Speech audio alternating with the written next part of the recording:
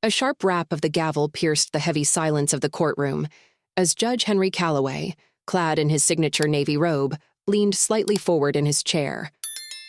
The room, with its imposing wooden panels and grand windows allowing in faint streams of morning light, seemed to amplify his every movement.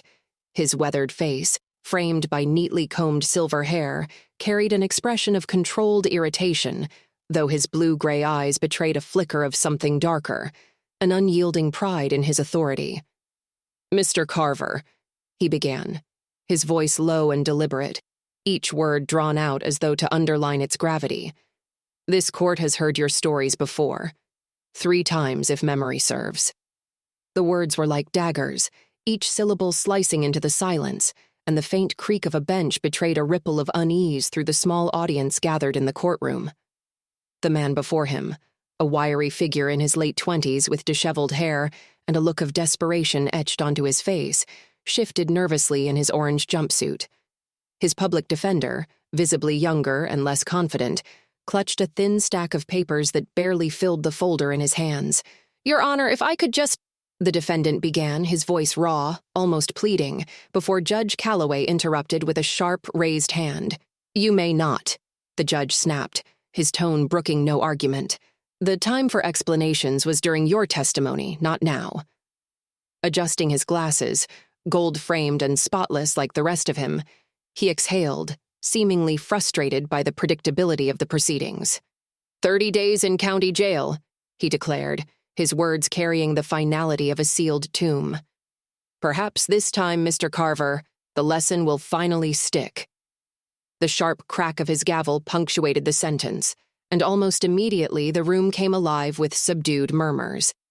The bailiff stepped forward to escort the defendant away, his heavy boots clicking against the polished floors, while the young public defender shuffled his papers and exited with the defeated look of someone fighting a battle they'd already lost. Judge Calloway remained seated as the last of the courtroom's audience filtered out, his posture rigid, his face expressionless.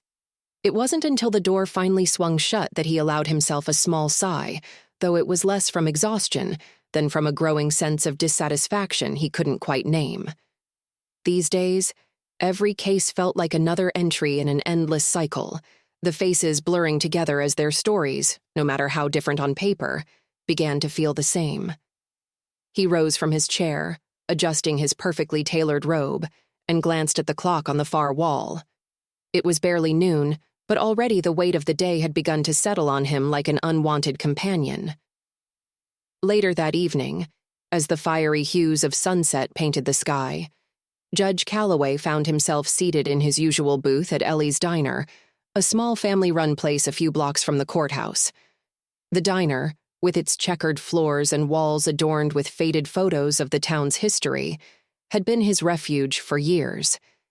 He skimmed the worn menu, though he didn't need to. "The usual, Judge?"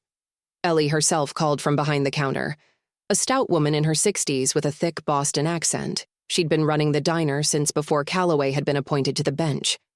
"Yes, Ellie," he replied, managing a faint smile. "Meatloaf and black coffee." She nodded knowingly, pouring his coffee into a mug that bore the faded logo of the diner. "You know, Judge," she said, her voice light but edged with a hint of concern, "you're one of the most predictable men I've ever met." "Predictability is reliability, Ellie," he countered, taking a sip of the scalding coffee. "And in my line of work, reliability is essential." Ellie chuckled softly as she set his plate down in front of him.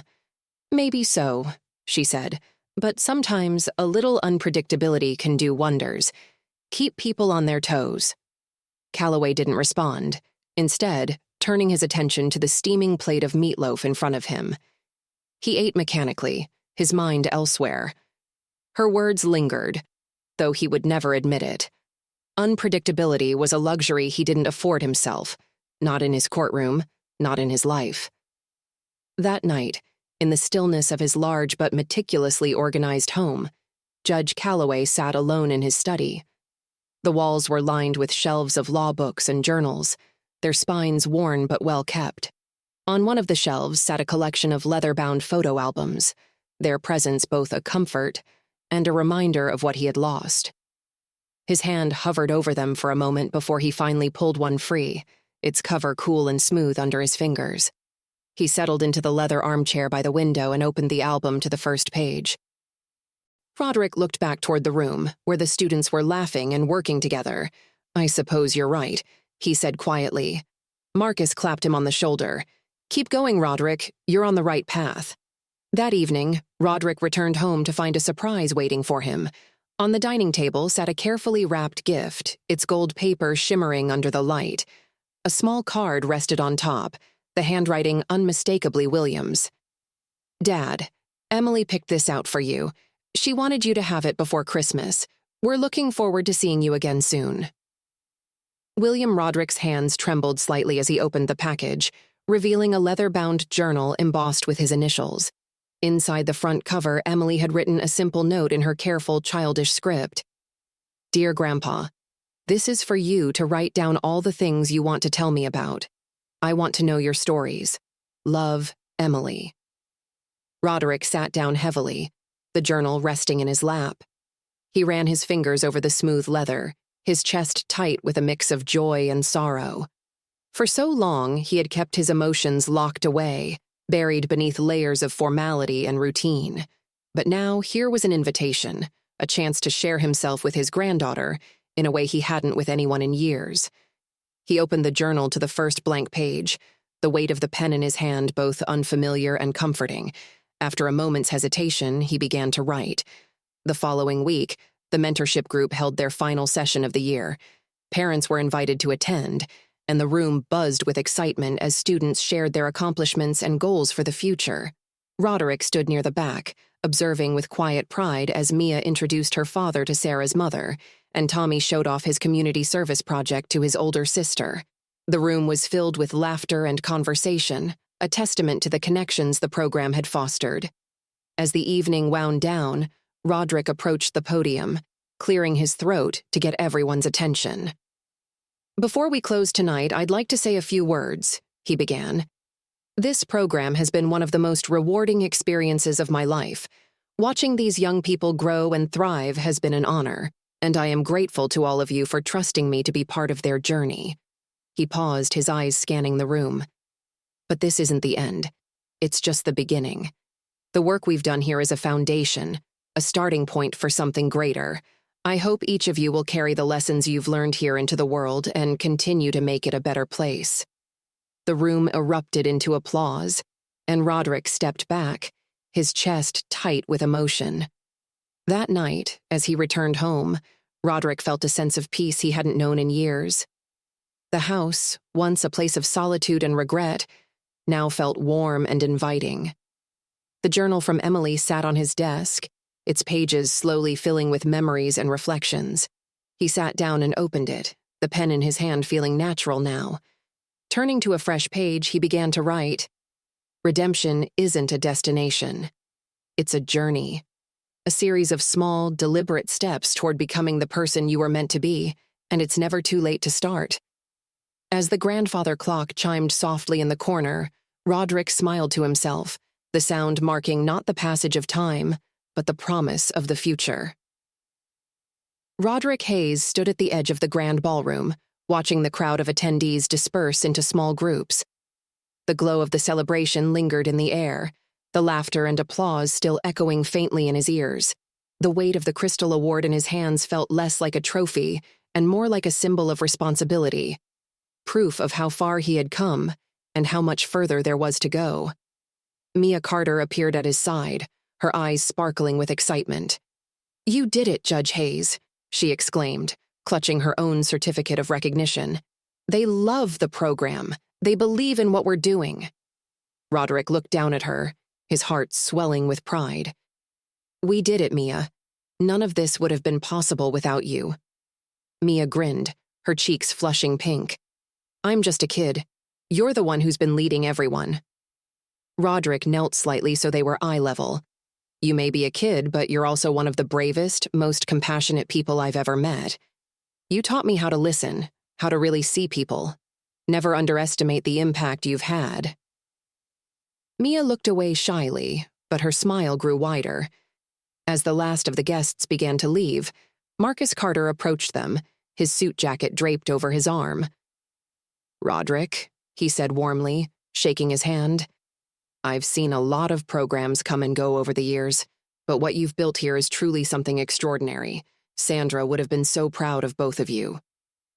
Mia stepped forward and hugged her father tightly. "We're doing this for her," she said softly. "And for everyone else who needs a second chance," Roderick added, his voice filled with conviction. Marcus nodded, his eyes glistening. "This is only the beginning. There's so much more to be done." The weeks following the celebration were a whirlwind of activity. News of the mentorship program's success spread quickly, drawing attention from organizations and leaders across the country. Judges from other states reached out, eager to learn how they could implement similar initiatives in their own communities. Roderick found himself busier than ever, attending meetings, giving interviews, and overseeing the expansion efforts. Yet, despite his packed schedule, he made it a priority to spend time with his family. One Saturday afternoon, he found himself at William's house helping Lily with her latest school project. The dining room table was covered in poster boards, colored markers, and stacks of research papers. "Grandpa, do you think the mentorship program could work in other countries too?" Lily asked, carefully tracing the title of her project. Roderick leaned back in his chair, considering her question. "I don't see why not," he replied thoughtfully. "The principles are universal: compassion, understanding, and the willingness to help others. But it would need to be adapted to fit the needs and cultures of each community." Lily nodded, her brow furrowed in concentration. "Maybe one day I could help start programs like that all over the world." Roderick smiled, his chest swelling with pride. "I have no doubt you could, Lily. You're already making a difference." William entered the room carrying a tray of snacks. "She's been talking about this nonstop," he said with a chuckle. "I think you've officially created the next generation of changemakers, Dad." Roderick's smile faltered slightly as he met his son's gaze. "I just want to make sure I leave something good behind," he said quietly. William placed a hand on his shoulder. "You already have." As the mentorship program continued to grow, so did the challenges. Roderick spent countless hours navigating bureaucracy, addressing critics, and securing funding. Yet, for every setback, there were moments of triumph that reminded him why he had started this journey in the first place. One such moment came during a visit to a newly launched mentorship site in a neighboring city. The program coordinator, a passionate young woman named Vanessa Lopez, greeted him enthusiastically as he arrived. "We've been waiting for you, Judge Hayes," she said, leading him into a bustling classroom filled with students. The room was alive with energy. Students worked on group projects, practiced public speaking, and discussed their goals with mentors. At the front of the room, a boy stood nervously at a podium, reading from a prepared speech. "I want to be a teacher," he said, his voice wavering slightly, "because I think kids need someone who believes in them, just like my mentor believed in me." The room erupted into applause, and Roderick felt a familiar lump form in his throat. He caught Vanessa's eye and nodded, silently acknowledging the incredible work she and her team were doing. Afterward, Roderick spoke to the boy, a shy 14-year-old named Daniel. "You did a fantastic job up there," he said warmly. "What inspired you to become a teacher?" Daniel hesitated, then glanced at Vanessa. "When I started this program, I didn't think I was good at anything," he admitted, "but Ms. Lopez helped me see that I could make a difference. Now I want to do that for other kids." Roderick smiled, his heart swelling with pride. "You're going to be an amazing teacher, Daniel. I have no doubt about that." Back at the courthouse, Roderick found himself reflecting on the countless lives the program had touched. He thought of Mia, who had become a role model for other students, Marcus Thompson, who was now excelling in college, and Daniel, whose dream of becoming a teacher was just beginning to take shape. He also thought of his own journey, the mistakes he had made, the lessons he had learned, and the people who had helped him find his way. For so long, he had believed that redemption was impossible, that the weight of his past was too heavy to overcome. But now, he knew the truth. Redemption wasn't about erasing the past. It was about learning from it and using those lessons to create a better future. That evening, as he sat in his study, Roderick opened the journal Emily had given him. He flipped through the pages, each one filled with reflections, memories, and lessons he wanted to pass on to his granddaughter. Turning to a blank page, he picked up his pen and began to write. Dear Emily, if there's one thing I've learned in my life, it's that second chances are the most precious gift we can give, to others and to ourselves. I hope you'll always remember that no matter how many mistakes you make, you can always choose to grow, to learn, and to make things right. You have the power to change the world, one small act of kindness at a time. And no matter where your journey takes you, I'll always be here cheering you on. He paused, his hand trembling slightly before signing the letter. With all my love, Grandpa. The mentorship program became a cornerstone of the community, its impact rippling far beyond the courthouse walls. Roderick's story, once a tale of rigidity and regret, had become a testament to the power of change, proving that even the most flawed among us could make a difference. And as he walked through the bustling halls of the courthouse, surrounded by students, mentors, and colleagues, Roderick Hayes knew he had finally found what he had been searching for all along, a legacy of hope, love, and second chances. The late afternoon sun filtered through the courthouse's grand windows, casting long, golden beams across the marble floors. The building hummed with quiet energy as lawyers, clerks, and visitors moved through the halls. At the far end of the third floor, the mentorship program's main office was a hub of activity. Roderick Hayes stood by the window of the office, gazing out at the city below.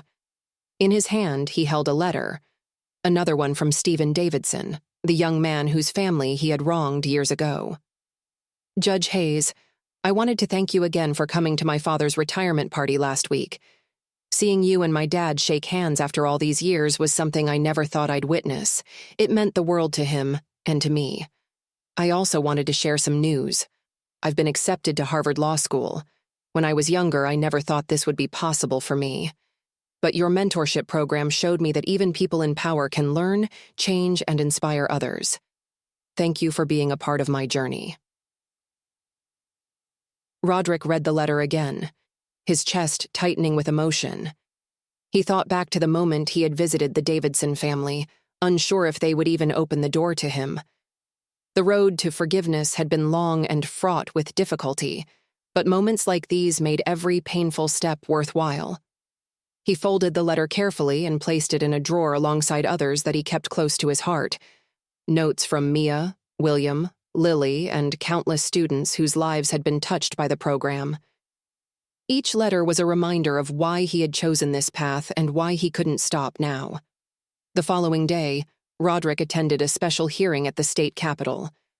The purpose of the hearing was to discuss the possibility of rolling out the mentorship program statewide, making it a permanent part of the judicial system. The hearing room was packed, with judges, lawmakers, educators, and community leaders filling every seat. Cameras from local news stations lined the back wall, their red lights glowing steadily. Roderick sat at a long table at the front of the room, flanked by Chief Justice Marcus Carter and Eleanor Marsh, who had become one of the program's most vocal supporters. When it was his turn to speak, Roderick rose from his seat and approached the microphone. He glanced at the audience, pausing briefly as he gathered his thoughts. Ladies and gentlemen, he began, his voice steady but tinged with emotion. I stand before you today not as a perfect man, but as someone who has learned from his mistakes. For decades, I served as a judge, priding myself on my ability to interpret the law and deliver justice.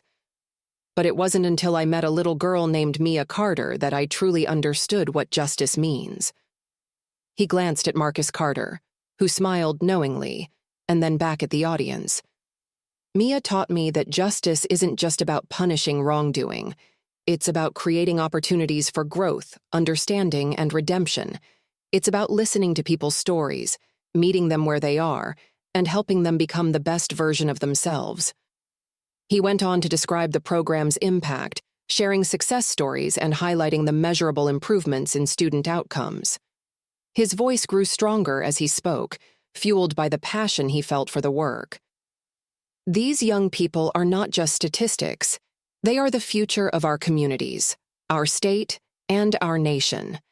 If we invest in them now, if we give them the tools, guidance, and support they need, we can break the cycles of poverty, crime, and hopelessness that trap so many. This program works. And with your support, it can work on a much larger scale. When he finished, the room erupted into applause. Even some of the lawmakers who had entered the hearings skeptical now clapped enthusiastically, their expressions softened. Later, as the committee deliberated, Roderick found himself standing by the building's grand staircase. Mia Carter was beside him, her usual confidence tempered by a hint of nervousness. "Do you think they'll approve it?" she asked, glancing up at him. Roderick placed a reassuring hand on her shoulder. "I think we've given them a lot to think about, and no matter what happens today, we've already made a difference." As if on cue, Marcus Carter appeared at the top of the stairs, his expression unreadable. He descended slowly, the click of his polished shoes echoing in the cavernous space. "Well?" Roderick asked, his heart pounding. Marcus paused, his lips twitching into a rare smile. "They approved it, unanimously." Mia let out a delighted cheer, throwing her arms around Roderick in an exuberant hug. Around them, members of the mentorship team began celebrating, shaking hands and exchanging hugs. Roderick closed his eyes for a moment, letting the news sink in. The program, which had started as a small, experimental initiative, was now poised to transform the lives of thousands of young people across the state. That evening, Roderick returned home to find an unexpected visitor waiting on his porch. "William?" he said, surprised. William stood, hands in his pockets, his expression thoughtful. "Hey, Dad. I figured I'd stop by. Is this a bad time?" "Not at all," Roderick replied, gesturing for his son to come inside. They settled into the living room, the familiar space feeling warmer than it had in years. William glanced around, noticing the photos that now adorned the walls, pictures of the mentorship students, snapshots from family gatherings, and even a framed photo of young Roderick standing beside his own mother. "You've redecorated," William remarked, a faint smile tugging at the corners of his mouth. "Just a little," Roderick said. It felt like time to make the house feel more alive. William nodded, his expression softening. "You've changed a lot, Dad." "So have you," Roderick replied, "and I'm proud of the man you've become." For a while, they sat in comfortable silence, the tension that had once defined their relationship now replaced by mutual respect and understanding. Eventually, William spoke again. "I've been thinking about what you said about wanting to leave something good behind. And I realized you already have. Not just with the mentorship program, but with me and Lily. We may not have had the easiest road, but you're here now, and that matters." Roderick felt a lump rise in his throat, but he managed a small smile. "Thank you, William. That means more to me than you know." A few months later, the mentorship program reached another milestone with the opening of its 50th site. The ribbon-cutting ceremony was held at a renovated community center in one of the state's most underserved neighborhoods. As Roderick cut the ribbon, surrounded by students, mentors, and community leaders, he felt an overwhelming sense of gratitude. This wasn't just a program anymore.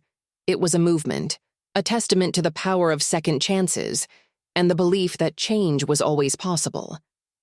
That evening, as he returned home, Roderick sat at his desk and opened Emily's journal once more.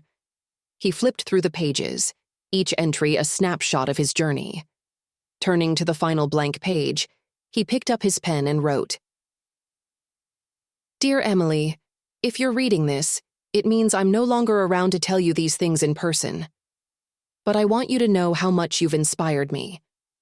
You and your father showed me the importance of family, of love, and of never giving up on the people who matter most. Remember, Emily, that the world is full of challenges, but it's also full of opportunities to make a difference. Find your passion, follow your heart, and never stop believing in the power of kindness. You are my greatest legacy, and I'm so proud to be your grandfather. With all my love, Grandpa. As he set down the pen, Roderick felt a profound sense of peace. His journey hadn't been easy, and it hadn't been perfect, but it had been worth it. And as the moonlight illuminated his study, he realized that the most important chapters of his story were the ones he had written in the lives of others. The next morning, the courthouse halls were quiet, save for the echo of footsteps and the faint hum of conversation in the distance. Roderick Hayes arrived earlier than usual, carrying a small box under his arm. The mentorship office was still locked, but he had his own set of keys. He pushed the door open and stepped inside, greeted by the familiar sight of the corkboard filled with student photos, handwritten thank you notes, and colorful flyers advertising upcoming program events. At the center of the board was a picture of Mia Carter holding her debate trophy, her smile radiant with pride. Setting the box on the desk, Roderick pulled out its contents carefully. A framed certificate bearing the program's official new name, the Sandra Carter Mentorship Initiative, and a small brass plaque to match. The idea had come to him during the statewide hearing, when he'd reflected on Sandra Carter's profound influence on both her daughter and the mentorship program. She had been the quiet force behind so much of what they'd achieved, her values of kindness and courage living on through Mia and Marcus. It seemed only fitting to honor her legacy this way. As he affixed the plaque to the door, the faint sound of footsteps caught his attention. Turning, he saw Mia and Marcus Carter standing in the hallway. "What are you doing here so early?" Roderick asked, smiling. "We could ask you the same thing," Marcus replied, his tone light but curious. Mia stepped forward, her eyes widening as she read the plaque. Her small hand reached out to touch it, her fingers brushing the engraved letters. "You named it after my mom?"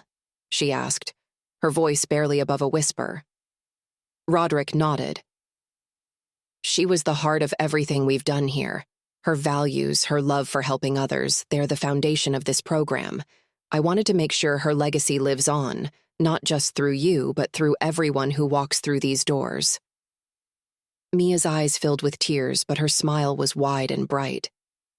"Thank you, Judge Hayes," she said, her voice trembling. "This means so much." Marcus placed a hand on his daughter's shoulder, his own eyes glistening. "You've honored her beautifully," he said softly. The three of them stood there for a moment, their shared gratitude and respect filling the quiet hallway. Later that day, Roderick attended a mentorship session at one of the program's newest locations.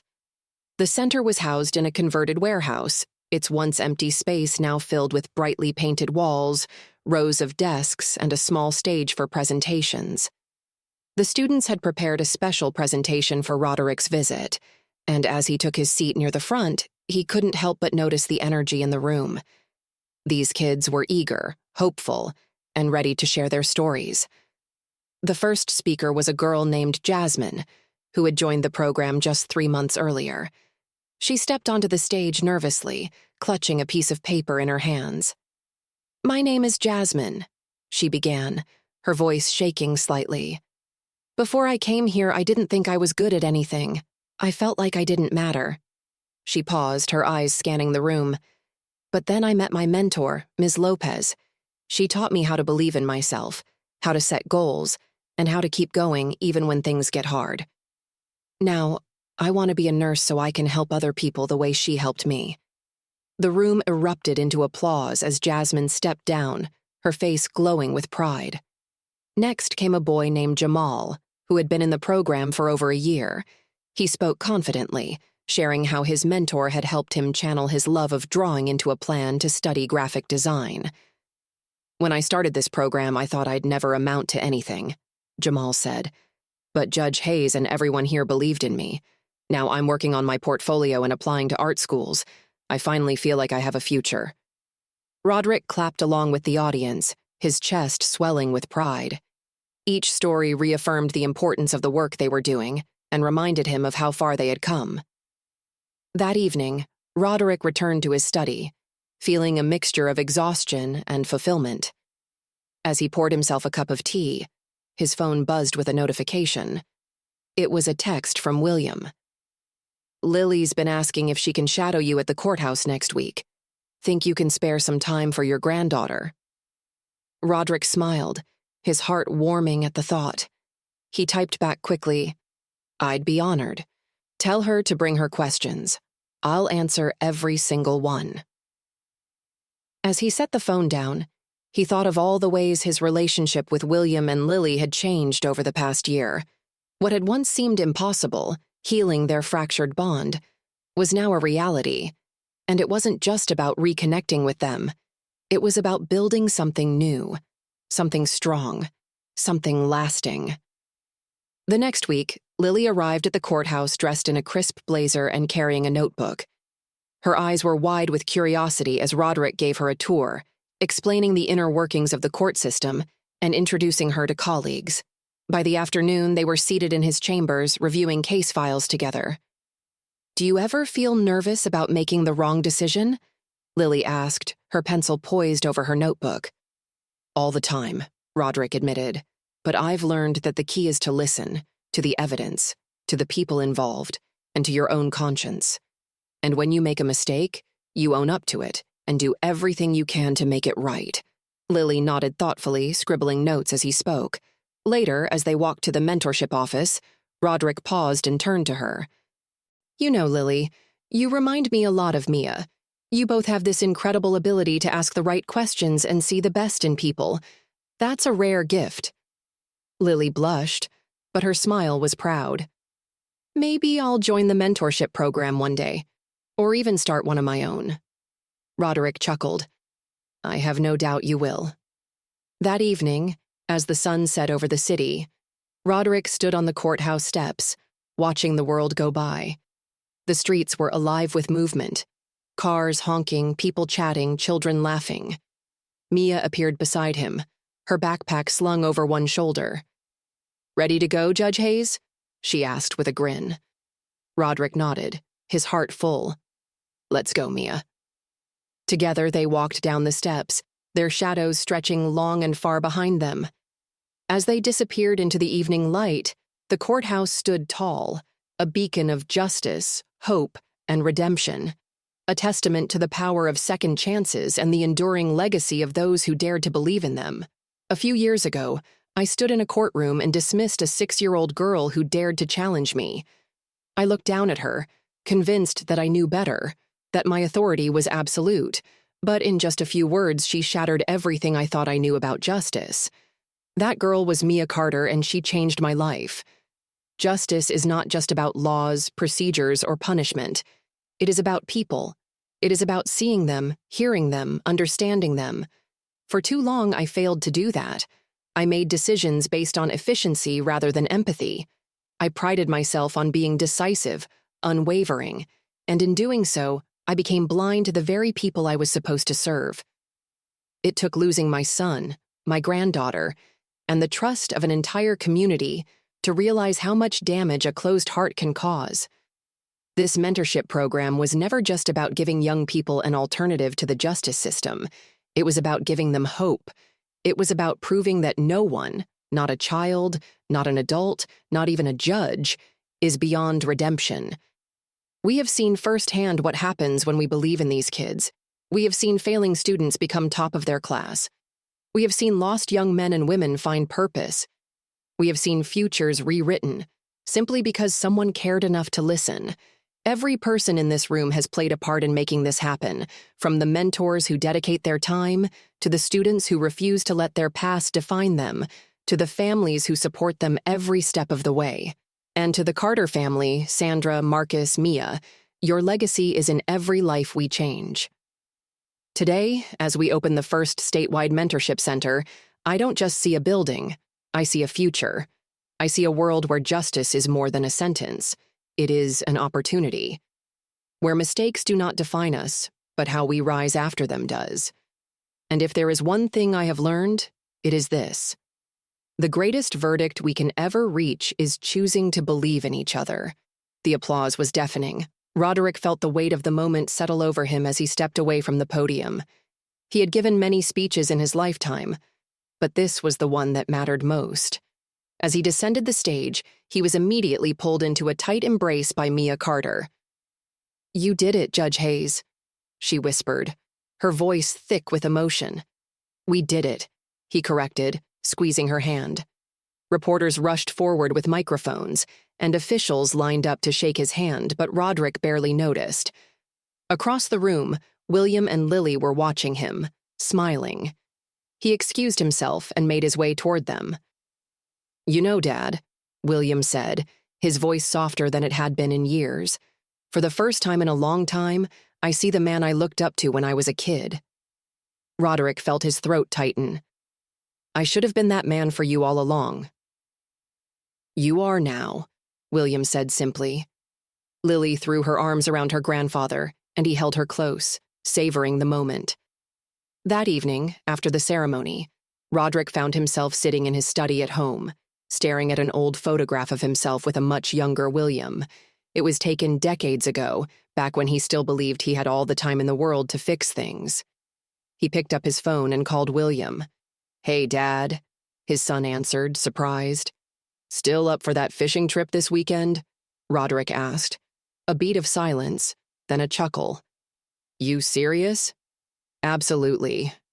I'll bring the gear," William said. "And maybe a few extra sandwiches. You always used to forget to pack food." Roderick laughed, the sound feeling lighter than it had in years. "Sounds perfect." The following weekend, as he stood by the lake with William and Lily, casting a fishing line into the still water, he realized that for the first time in his life, he wasn't waiting for the future or dwelling on the past. He was here, present. And that was enough. At the Mentorship Center, Mia Carter sat at a desk in the new library, helping a younger student with his homework. She glanced at the photograph hanging on the wall, a picture of her mother, Sandra Carter, smiling. Beneath it, a plaque read, "Justice is not about punishment. It is about hope. In memory of Sandra Carter." Mia smiled and returned to her work, knowing that her mother's legacy was alive and well. And so was Judge Roderick Hayes. The photograph staring back at him was one he had avoided for years. It showed a much younger version of himself, his arm around a small boy with unruly dark hair and a wide, toothy grin. The boy's eyes sparkled with a mischievous joy that Calloway could barely remember now. William, his son. The next page held a Christmas photo, a perfect staged scene of William tearing into a brightly wrapped present, his mother Helen, smiling from the couch. Calloway's own face was in the background, caught mid-laugh.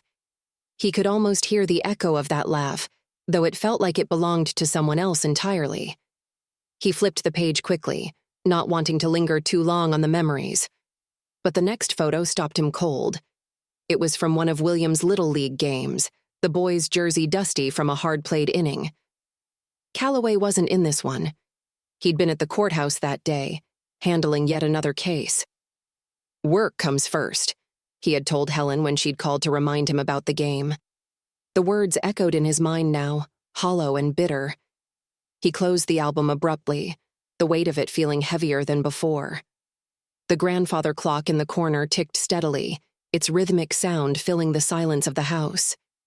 Calloway glanced at his phone, its screen dark and empty. William's number was still saved, but it had been years since they'd last spoken. His fingers hovered over the screen for a moment before he set it down, retreating once more into the familiar comfort of solitude. The next morning, the courthouse buzzed with activity as Judge Calloway took his place on the bench. The sunlight streaming through the tall windows seemed almost too bright, casting long shadows across the courtroom floor. As the bailiff called the first case, Calloway's gaze fell on the defendant standing before him. But this time, it wasn't a seasoned offender or a hardened criminal. It was a small girl, no older than 7, standing beside her elementary school teacher. The child's dark hair was pulled into neat pigtails, and her dress, a cheerful yellow, stood out against the somber tones of the courtroom. Despite her size, she stood tall, her hands clasped in front of her, her wide eyes fixed on the judge with a calmness that seemed out of place. "Ms. Harris," Calloway addressed the teacher, his tone as stern as ever. "Please explain why this matter has been brought to my courtroom." The teacher, a thin woman in her early 40s with a no-nonsense air about her, stepped forward. "Your Honor," she began, her voice even. "Lila Johnson has been consistently disruptive in my second-grade class. Yesterday, she directly challenged my authority in front of the entire class." Calloway's gaze shifted to the little girl, his eyes narrowing slightly. "Lila," he said, his voice softening only marginally. "Do you understand why you're here?" The girl nodded, her expression unchanging. "Yes, sir. I'm here because Ms. Harris says I was being disrespectful." Her voice was clear, unafraid, but I wasn't trying to be disrespectful. I was trying to help Benji. "Benji?" Calloway repeated, raising an eyebrow. "Benji Taylor," Lila clarified. "He has trouble reading out loud because of his dyslexia. Ms. Harris made him read in front of the whole class, even though he told her it was hard for him. He started crying, so I raised my hand and told her it wasn't fair." Calloway leaned back slightly, his fingers steepled in front of him. "And what exactly did you say to your teacher?" Lila met his gaze without flinching. "I said that making Benji feel bad about himself wasn't teaching him anything, and that my mom always says kindness is the most important thing." The judge's eyes scanned the young girl for a moment longer, his expression unreadable. "Your mother, you say?" he asked, his tone still formal, though there was a slight inflection of curiosity. "And what would she think about you disrupting your class to question your teacher's authority?" Lila hesitated, her fingers fidgeting slightly with the hem of her dress. "My mom always told me to stand up for what's right, even if it means getting into trouble. She said rules are important, but sometimes people use them to be mean or unfair. And if I see that happening, I have to be brave." A faint murmur rippled through the courtroom.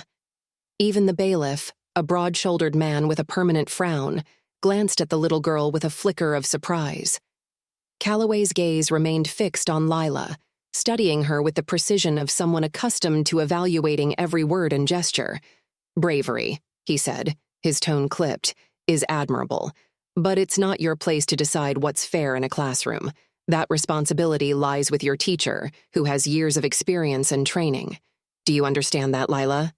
"Yes, sir," Lila replied, her voice steady. "But I also know that sometimes grown-ups make mistakes, and when they do, it's up to the rest of us to fix it." The obituary was dated just a year ago, the headline simple but devastating: "Beloved wife and mother Rebecca Johnson dies at 36. The photograph accompanying the article showed a radiant woman with kind eyes and a warm smile, her arm wrapped protectively around Lila, who was grinning up at her with an expression of pure joy. Calloway's gaze lingered on the photo, his chest tightening as he read the accompanying text. Rebecca Johnson had passed away after a brief battle with cancer, leaving behind her husband, Chief Justice Andrew Johnson, and their young daughter, Lila. Calloway leaned back in his chair, the weight of guilt pressing down on him. He had dismissed her too quickly, too harshly. She was just a child, a grieving child who had been trying to stand up for what she believed was right.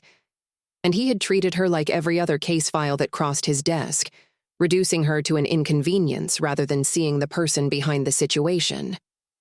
That night, Judge Calloway sat in his dimly lit study, staring at the photograph of Rebecca and Lila that he had printed out from the article. The image seemed to haunt him, its quiet warmth a stark contrast to the coldness he had shown in his courtroom. His mind wandered back to his own past, to the memories he had tried so hard to bury. He thought of his son, William, and the many times he had chosen work over family, rules over relationships. He thought of the distance that had grown between them over the years, an invisible wall he had built brick by brick with every missed game, every ignored phone call. As the grandfather clock chimed softly in the corner, Calloway felt a deep ache in his chest, an ache he hadn't allowed himself to feel in decades. He had always prided himself on being fair, on following the letter of the law, but somewhere along the way, he had forgotten how to be human. The morning came heavy with overcast skies, the kind that promised rain but refused to deliver it. Judge Calloway entered the courthouse with his usual brisk pace, his black leather briefcase swinging by his side. Yet, for the first time in years, he hesitated before stepping into the courtroom. He lingered in the hallway outside, staring at the heavy oak doors as if they might suddenly reveal the answers to the questions swirling in his mind. The whispers hadn't stopped. They had only grown louder. Staff paused their conversations when he passed, and even the most junior of interns avoided his gaze. Steeling himself, he pushed the doors open, the familiar creak of the hinges cutting through the low hum of conversation inside. His footsteps echoed as he took his place at the bench, the weight of his robe settling over him like a shroud. The cases proceeded as they always did, one after another, the defendants and attorneys blending into a monotonous stream of motions and judgments. Yet, beneath his usual stern exterior, Calloway found himself distracted. His mind drifted, unmoored, back to the events of the previous day, to the defiant voice of a little girl who had dared to challenge him in his own courtroom. By the time the day's docket was complete, Calloway felt drained in a way he hadn't in years. He retired to his chambers, hoping for a moment of solitude, but it wasn't long before a knock on the door interrupted his thoughts. "Come in," he called, his voice heavier than intended. The door creaked open, and his secretary, Denise, stepped inside. A meticulous woman in her late 40s with a keen sense of timing, she rarely intruded unless it was absolutely necessary. "Your Honor," she began, holding out a plain white envelope. "This was left at the front desk for you. No name or return address." Calloway took the envelope with a nod, dismissing her with a wave of his hand. Once the door closed behind her, he examined the envelope more closely. The paper was unremarkable, its edges slightly crumpled as though it had been handled many times before reaching him. He opened it carefully, his brow furrowing as he pulled out a single sheet of paper. The message was typed, its words stark and direct. "You've made mistakes, Henry. The Davidson case, 2008. They remember. And so should you. The Davidson case." The name sent a jolt through him, like the first crack of thunder after a long silence. He hadn't thought about it in years, not since the day he'd handed down his ruling. The case had seemed straightforward at the time, a simple matter of property law. But now, as the name resurfaced in his mind, so too did the uncomfortable memories he had long buried. The Davidsons had been a working-class black family who had fought to keep their home after a developer claimed ownership through a series of dubious contracts. Calloway had ruled in favor of the developer, citing a lack of sufficient evidence on the Davidsons' part. He had justified it as following the letter of the law, but even then, he'd felt the unease gnawing at the edges of his conscience. He turned the paper over, half expecting more, but the back was blank. The message was short, but its impact was anything but.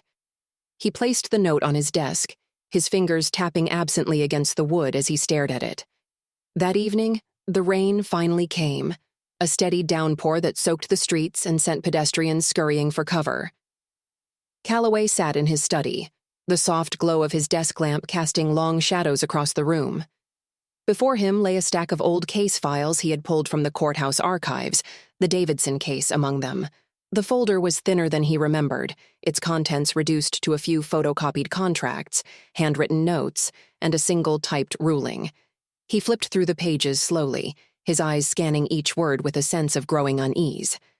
The contracts, once presented as ironclad, now seemed riddled with inconsistencies.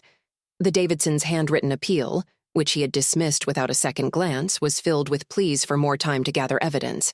Calloway's hands trembled as he turned the final page. There, stapled to the back of the folder, was a copy of his ruling.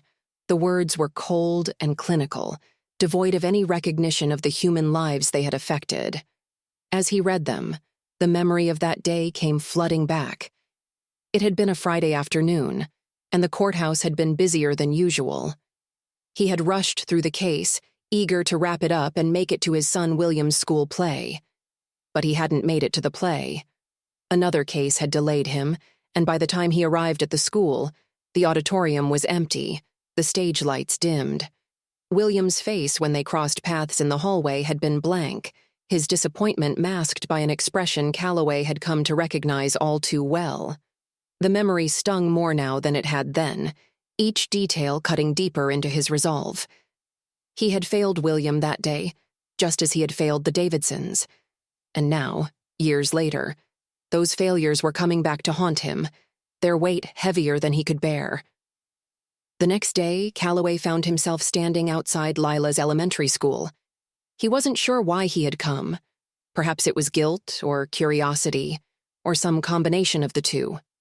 The schoolyard was alive with the sounds of children laughing and playing, their voices cutting through the crisp autumn air. From his position near the gate, Calloway spotted Lila almost immediately. She was sitting on a bench beneath a sprawling oak tree, her yellow dress replaced by a bright green sweater and jeans. Beside her sat a younger boy, his face red and tear-streaked. Calloway watched as Lila reached into her backpack, pulling out a Band-Aid and carefully applying it to the boy's scraped knee.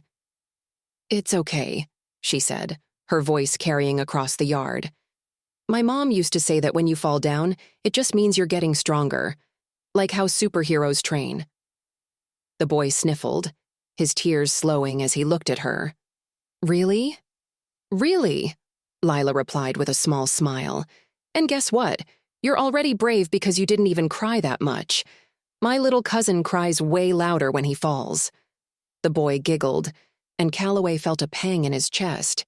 He had seen so many faces pass through his courtroom over the years, faces filled with anger, fear, or resignation. But Lila's face, with its quiet determination and unshakable kindness, was unlike any he had encountered. For a moment, he considered approaching her, but the weight of his presence felt too heavy, too intrusive. Instead, he turned and walked away, the echoes of her voice following him as he left the schoolyard behind. That evening, he sat once again in his study, the case files spread out before him. But this time, he wasn't looking at them as a judge. He was looking at them as a man who had made mistakes, a man who had allowed his pride and ambition to overshadow his humanity. He thought of William, of the distance that had grown between them over the years. He thought of the Davidsons, of the lives he had upended with a single ruling. And he thought of Lila, of the little girl who had dared to stand up to him, who had reminded him of the values he had long since forgotten. The grandfather clock chimed softly in the corner, its steady rhythm filling the silence of the room. Calloway glanced at his phone, his fingers hovering over the screen. William's number was still there, buried in his contacts. For years, he had avoided calling, afraid of what he might hear on the other end. But now, as the weight of his regrets threatened to overwhelm him, he pressed the number. The phone rang once, twice, 3 times before going to voicemail. "William?" he began, his voice trembling. It's your father. I know it's been a long time, and I don't even know if you'll want to hear from me, but—" He paused, the words catching in his throat. "I'm sorry. For everything." He ended the call before he could say more, the silence that followed feeling both heavy and strangely liberating. The phone sat heavy on Judge Calloway's desk, its screen dark and unresponsive after his call to William had gone to voicemail. He stared at it for a long time, waiting for— what? A text? A callback? Some kind of miracle? He had made the first move, but it was up to his son now. The weight of years of silence wasn't something that could be lifted in a single phone call, and deep down, he knew that. Sighing, he turned his attention back to the files spread out before him. The Davidson case sat in the center, its pages worn from his repeated handling over the past few days. He had combed through every detail, searching for something, anything that might explain why he had ruled the way he did. But the more he read, the more he realized that the answers he sought weren't in the paperwork. They were in himself. He thought of Lila again, of the quiet conviction in her voice as she defended her classmate. She had stood in his courtroom and reminded him of a truth he had long since buried, that justice wasn't just about laws and rules, it was about people, and sometimes the people who needed justice the most were the ones least able to fight for it. The next morning, Calloway arrived at the courthouse earlier than usual. The halls were quiet, the air still heavy with the chill of dawn. He made his way to his chambers and closed the door behind him, locking out the world for just a little while longer. Sitting at his desk, he drafted a letter, a formal request to reopen the Davidson case. It wasn't an easy decision. Admitting that he had been wrong, that he had failed to deliver justice, was an act that ran counter to everything he had built his career on. But as he signed his name at the bottom of the letter, he felt a strange sense of relief, as though a weight he had carried for years was finally beginning to lift. Later that day, during a rare break between cases, Calloway found himself standing in the courthouse library. Lila was there, seated at a small wooden table, a stack of books in front of her.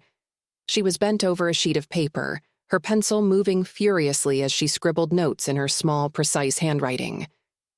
"Lila," Calloway said, his voice softer than usual. The girl looked up, her eyes widening slightly in surprise. "Judge Calloway," she said, her tone careful. He hesitated, unsure how to begin. "I heard you're preparing for your school's debate competition," he said at last. Lila nodded. "The topic is whether schools should let kids use their phones during class. I'm on the yes side." Calloway allowed himself a small smile. "And how's your argument coming along?" "It's good," Lila replied, sitting up a little straighter. "I'm starting with a story about my friend Sarah. Last year, her mom got really sick, and Sarah used her phone to call an ambulance. If she didn't have her phone, her mom might not have made it." Calloway nodded, impressed by her reasoning. "That's a strong opening. Personal stories can be very persuasive." Lila tilted her head, studying him. "You sound like you know a lot about debates." "Well, as a judge, I listen to arguments all day," he said. "It's not exactly the same, but maybe I could help you practice if you'd like." Lila's face lit up, her earlier caution melting away. "Really? You'd help me?" Calloway nodded. "I'd be happy to, but only if you're okay with it." Lila smiled. "Okay, but you have to promise to be tough, like you are in court." Calloway chuckled, the sound unfamiliar to his own ears. "I think I can manage that." Over the next 2 weeks, Calloway met with Lila after school to help her prepare for the debate. They worked in the courthouse library, the quiet space filled with the soft scratch of pencils on paper and the occasional sound of pages turning. Calloway found himself looking forward to these sessions, the time spent with Lila offering a sense of purpose he hadn't felt in years. One afternoon, as they wrapped up their session, Lila pulled a small photo from her backpack and placed it on the table between them. "This is my mom," she said quietly. Calloway picked up the photo, his gaze lingering on the image of a smiling woman with kind eyes. "She looks like a wonderful person," he said. "She was," Lila replied, her voice soft but steady. "She used to help me with everything. Now it's just me and my dad, but we're doing okay." Calloway nodded, unsure what to say. The photo reminded him of the one he had found of his granddaughter Emily, the one he hadn't seen in years. He thought of the missed birthdays, the holidays spent alone, and the opportunities he had let slip away. "Lila," he said after a moment, his voice hesitant, "I think your mom would be very proud of you." Lila smiled, the warmth in her expression filling the quiet space between them. The day of the debate arrived, and the school auditorium buzzed with excitement. Parents and teachers filled the seats, their conversations creating a low hum that echoed through the large room. Lila stood backstage, her hands clutching her note cards as she took deep breaths. "Remember," Calloway had told her during their last practice session, "speak from your heart, but let your mind guide your words. You've got this." Now, as she stepped onto the stage, she repeated his words to herself, drawing strength from them. She approached the podium, her small frame dwarfed by the microphone, and adjusted it to her height. "Good evening," she began, her voice clear and confident. "Before I start, I want to tell you about my friend Sarah." From his seat in the back row, Calloway watched with a mixture of pride and awe. Lila's argument was thoughtful and well-structured, her delivery polished yet sincere. She spoke with a conviction that reminded him of why he had chosen his profession in the first place. When the judges announced Lila as the winner, the audience erupted into applause. Calloway clapped along with the rest, a rare smile breaking across his face. As the crowd began to disperse, Lila spotted him and ran over, her medal swinging from her neck. "Did you see?" she asked, her eyes shining. "I did," Calloway replied, his voice filled with genuine warmth. "You were incredible." Lila beamed, but her expression grew serious after a moment. "Judge Calloway," she said hesitantly, "do you think my mom really would have been proud of me?" Calloway crouched slightly so they were at eye level. "Lila," he said, his voice steady, "your mom would be proud of you every single day. You're brave, kind, and smarter than most adults I know. Never doubt that." Lila smiled again, her confidence restored. "Thanks," she said softly. As she ran off to join her friends, Calloway watched her go, a quiet sense of hope settling over him. For the first time in a long time, he felt like he was making things right, not just for himself, but for the people who mattered most. The room felt stifling, the murmurs and shifting chairs creating an undercurrent of tension. Roderick Hayes stood firm, his jaw tightening as Judge Eleanor Marsh's pointed remark hung in the air. His grip on the edge of the podium betrayed the storm of emotions he was holding back, but he knew this moment required composure, not defensiveness. "I won't deny my mistakes," Roderick began, his voice steady but filled with an unmistakable undercurrent of emotion. "In fact, those mistakes are exactly why I'm standing here today. You're right, Judge Marsh. My past rulings weren't perfect. Some of them were wrong, deeply wrong. But I'm not here to defend my past. I'm here to change the future, not just for myself, but for the children this program could help." The murmurs quieted slightly, some of the more skeptical judges leaning forward in their chairs. Judge Marsh's expression remained impassive, but her eyes betrayed a flicker of interest. Roderick pressed on. "This isn't about my reputation. This is about using what I've learned, often painfully, to ensure we're not just enforcers of the law but also guardians of justice, justice that prevents children from being abandoned by a system that should guide and protect them." He glanced down at his notes but didn't need them. The words were coming from a place deeper than any prepared speech. These kids, the ones in the program already, they've been failed by parents, by schools, by society, and in some cases by people like us. We have the power to change that, to step in before it's too late. Isn't that the kind of justice we all swore to uphold? For a moment, the room was silent.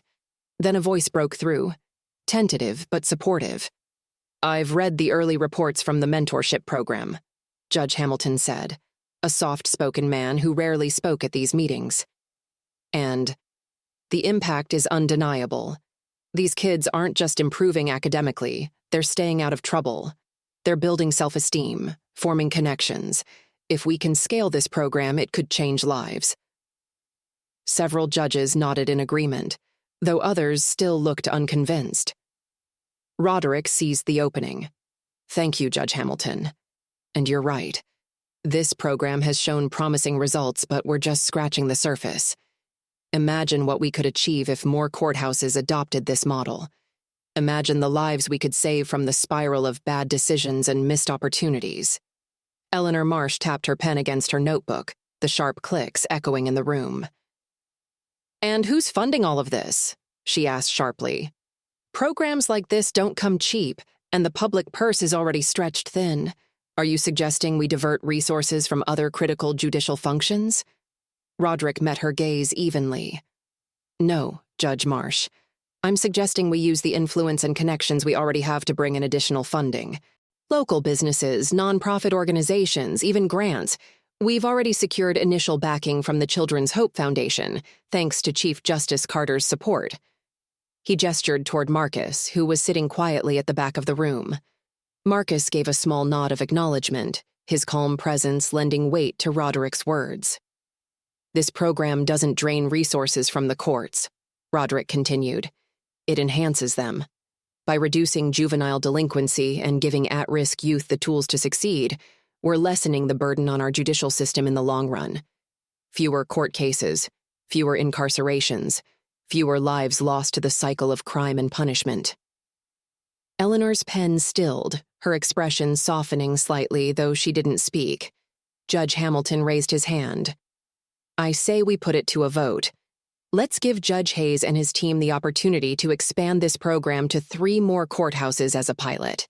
If it succeeds, we'll reevaluate and consider further expansion. The room erupted in low murmurs, judges turning to one another to discuss. Roderick's heart pounded as he waited, every second stretching into an eternity. Finally, Marcus Carter stood, his commanding presence silencing the room. All those in favor of approving the pilot program? One by one, hands rose, some reluctantly, others confidently. When the count was complete, the majority had voted in favor. Roderick exhaled slowly, a wave of relief washing over him. Marcus caught his eye and gave a subtle nod, a quiet acknowledgement of the hard-fought victory.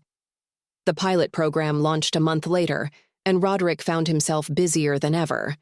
Between overseeing the original group of students, coordinating with new courthouses, and meeting with potential sponsors, his days were long and demanding. Yet, for the first time in years, he felt fulfilled. The students in the new locations began to flourish under the mentorship program, their progress closely tracked by a team of dedicated volunteers and legal professionals. Weekly reports showed improvements in academic performance, behavior, and overall confidence. But it wasn't just the students who were changing. Roderick himself was transforming, shedding the rigid persona he had worn for decades. He began to approach his work and his life with more empathy, more patience. One rainy evening, as he sat in his study reviewing the latest batch of reports, his phone buzzed. The caller ID made his breath catch. William Hayes. He answered quickly, his voice trembling with both hope and apprehension. William? There was a pause on the other end. Then his son's voice came through, softer than Roderick had expected. Dad, I've been thinking about what you said in your voicemail, about wanting to make things right. Roderick's grip on the phone tightened. I meant every word, son. I know, William said quietly. And I think Emily should get to know her grandfather.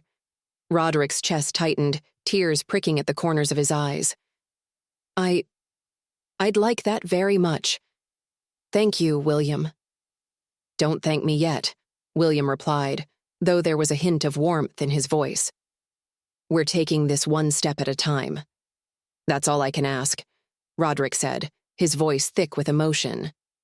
The following weekend, Roderick found himself standing outside William's house, a modest but welcoming home with a neatly trimmed lawn.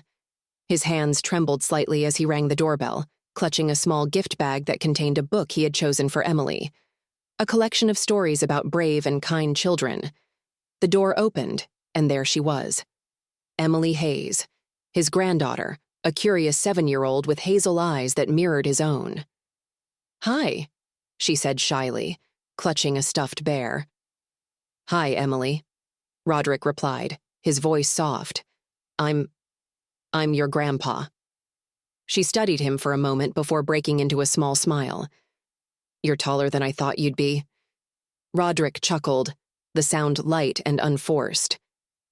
I suppose I am. William appeared behind Emily, watching the exchange closely. Come in, Dad, he said, his tone cautious but not unkind. As Roderick stepped inside, he felt a warmth he hadn't experienced in years, a sense of belonging, of family. It wasn't perfect and it wouldn't be easy, but it was a start. Belonging, of family. It wasn't perfect and it wouldn't be easy, but it was a start.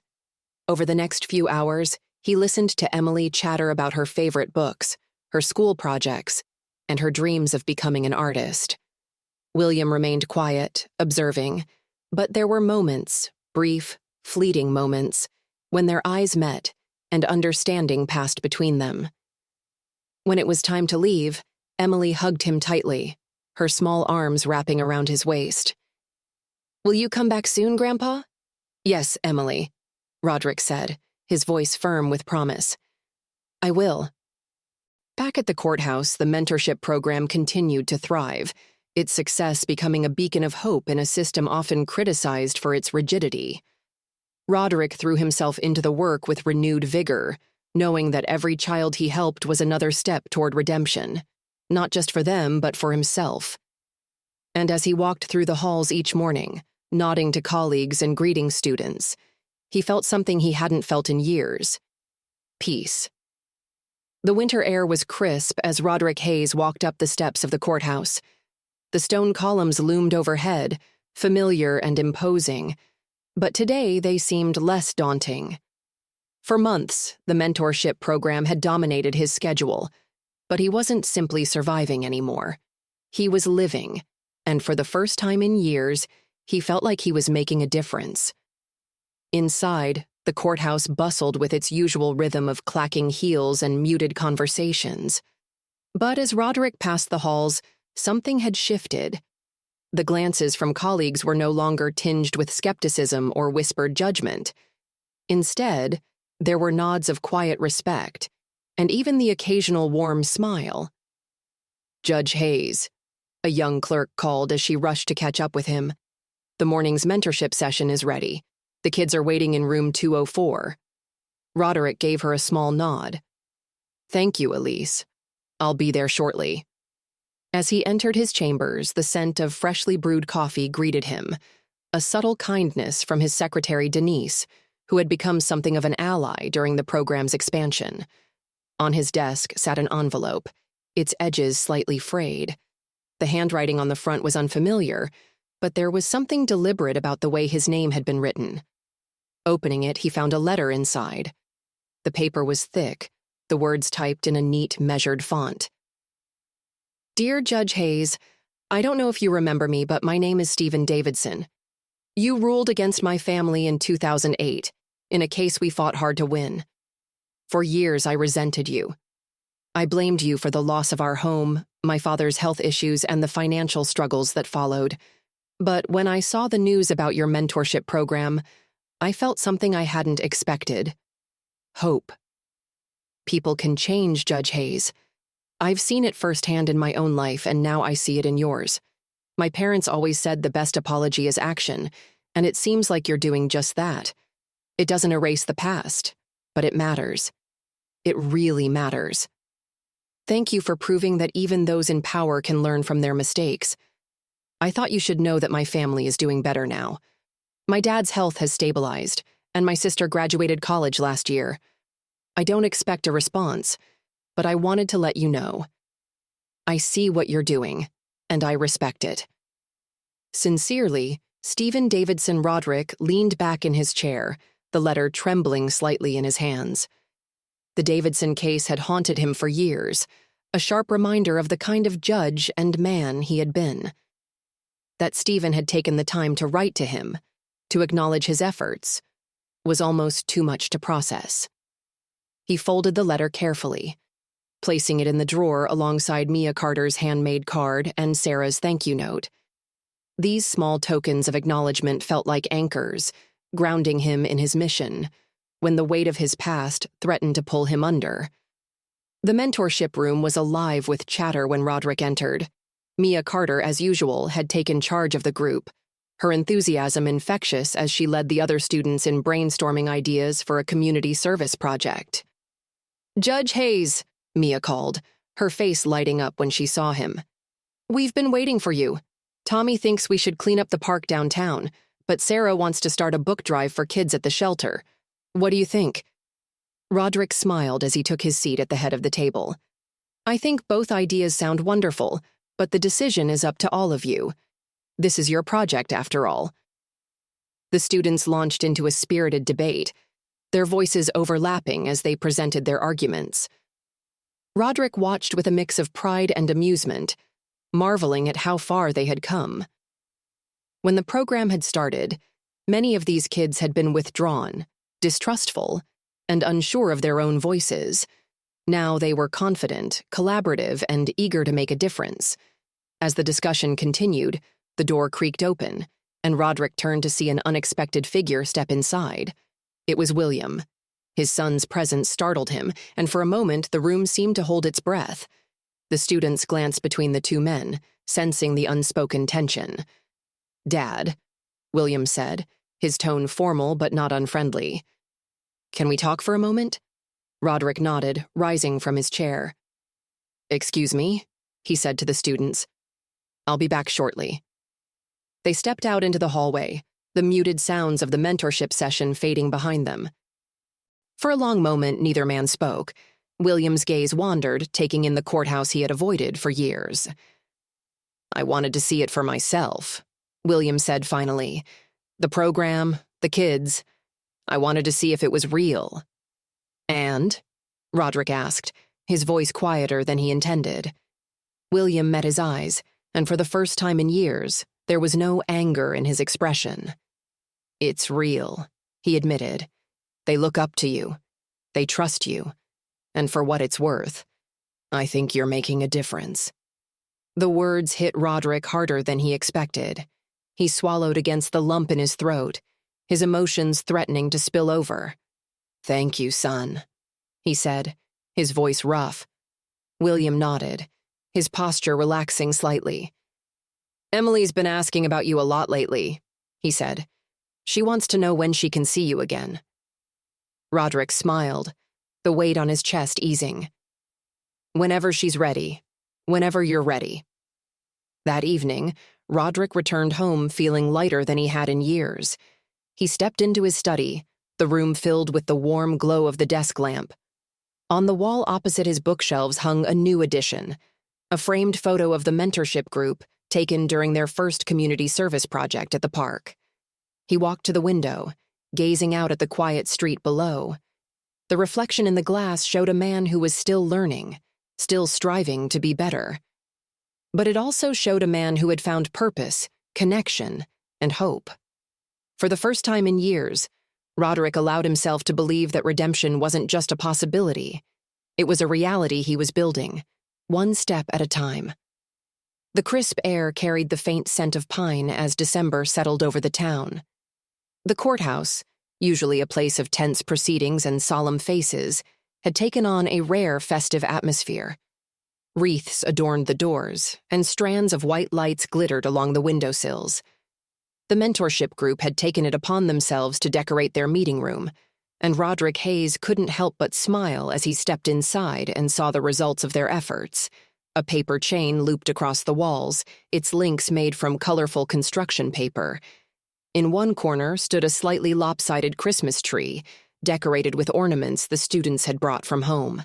At the center of the room, Mia Carter was carefully arranging plates of cookies and cups of hot chocolate on a table covered with a bright red tablecloth.